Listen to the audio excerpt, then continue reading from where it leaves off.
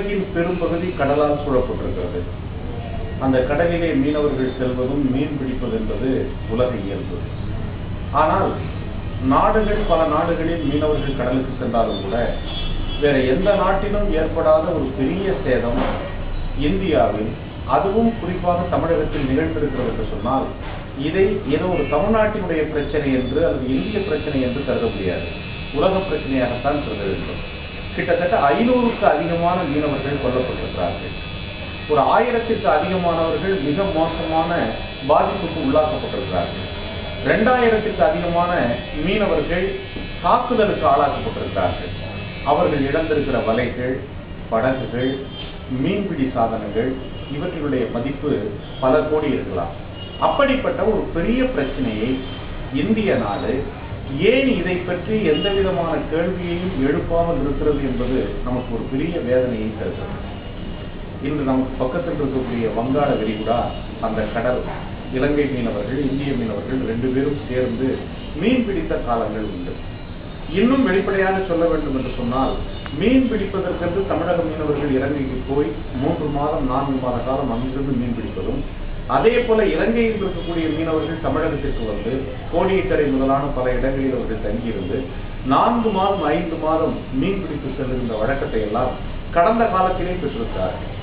பிரிட்டிஷ்காரர்கள் இந்தியாவில் இருந்த காலத்திலே இந்த கடலுக்கு எல்லை கிடையாது.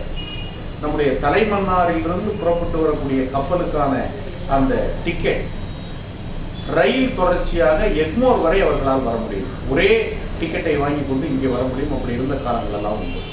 ஆனால் இன்று அது எப்படி பாதிக்கப்பட்டிருக்கிறது என்பதை பற்றி யோசிக்கும் போது ரொம்ப வேதனையாக இருக்கிறது. இந்த இறந்து போன மீனவர்களை பற்றி அரசு அக்கறை இருக்கிறது. தமிழக அரசு 1 லட்சம் 2 லட்சம் என்று கொடுக்கிறோம் என்று சொன்னாலும், கொலை செய்தவர்களுக்கு தண்டனை என்ன என்ற கேள்விக்கு பதில் கிடைக்கவில்லை. இதற்கு ஒரு நிரந்தரமான ஒரு தீர்வு வேண்டும் என்பது மட்டுமல்லாமல், இதுதான் 2 அரசாங்கத்தினுடைய பிரச்சனை என்பது இல்லாமல் மக்கள் ஒன்று கூடி அதற்கான தீர்வை முன்வைப்பதுதான் ஒரு காலத்தின் தேவை. அதற்கான முயற்சி எல்லோரும் எடுக்க வேண்டும்.